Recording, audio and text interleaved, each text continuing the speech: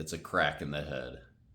Uh, man, when so I ran that thing after I started.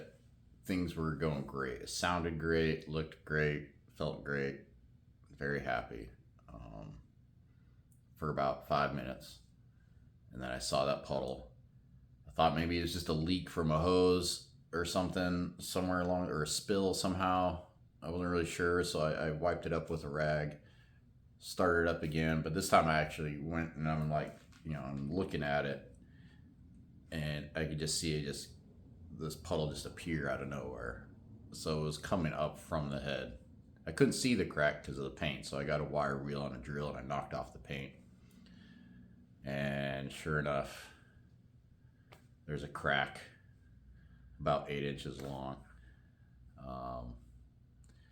And man, that hurt. That was a kick to the morale for sure. I went through a lot of thoughts. Was this all just a waste of time? Do I need to buy a new engine? If I do buy a new engine, what kind of new engine am I going to get? Man, do I buy just a new head, which for this specific engine is very expensive because they don't make new ones. You have to buy an old one.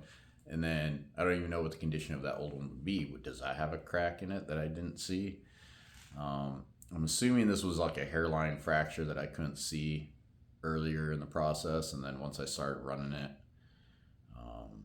it opened up and just, because this is a big long crack, but it was only letting up like a little drop. So it wasn't a big open crack. It was very fine, but it was there. Anyways, do I weld it? I mean, I wouldn't do that welding because that's on cast iron and it's a big crack. So I would have to pay somebody. So I have to take the head off, take it to somebody, have them do it. Probably the heat from it would cause it to warp, and I'd have to take it to a machine shop then to have it milled and flattened and the whole thing. It was just too much. But then I came up with a solution to just stitch it back together with plugs. It just so happened to be the cheapest option, which is great, but I wasn't necessarily going for cheapest. I wanted, the main thing that I want, the first priority was something I could do myself, because that's kind of what the whole theme of this whole truck was. Is I didn't want to do any part of this truck where I have to send it off to a guy to do this thing, or call a guy for this, and pay somebody to do this and that. Like, I wanted to do it all myself. And so this is a solution I landed on, and I went for it. All right, so I got one here and one here at the end of the crack. And now I'm just kind of filling it in, and I'm going to go back in, fill that gap. And I'm kind of staggering them this way and this way, so they're interlocking with each other. So this one's going to go right there. This is a long, tedious process. I'm still doing my first stretch of plugs. I got to go all the way to here because it's taking a while. This might be a multi-day effort here. So you can see this isn't very thick. I drilled this one, tapped it, so it's got threads in it. You can see the crack in there. So since it's not very thick, if I drive this plug in, the end of it will protrude into the channel. There's a channel running right here that the coolant is running through. I don't want to obstruct that channel with the end of these screws all sticking down into it, so I've pre-cut these.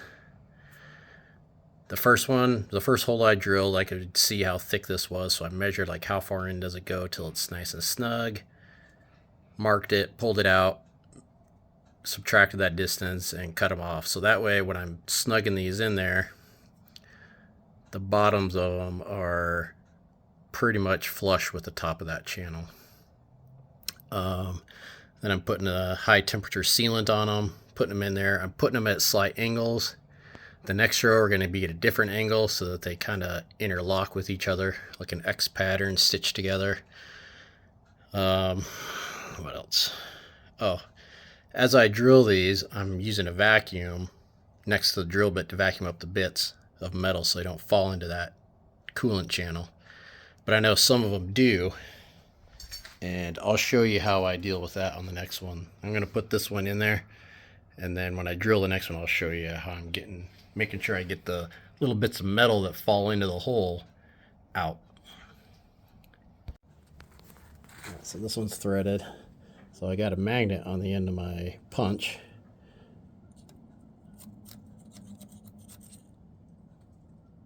It comes out with all the little bits.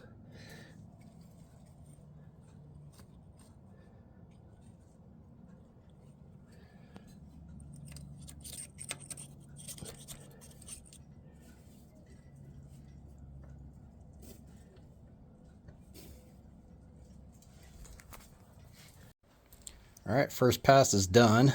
Now I'm going to go through, I already drilled this hole, just a pilot hole, but then we're going to drill out and basically put another stud or plug in between each one of these, kind of tying them together.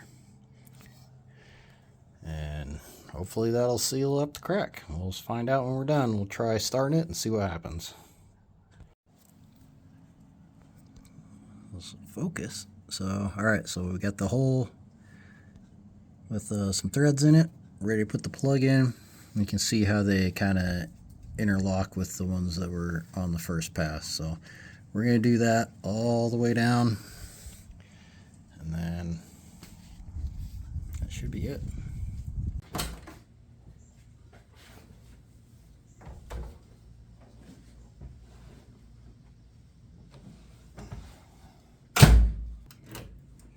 Did it work?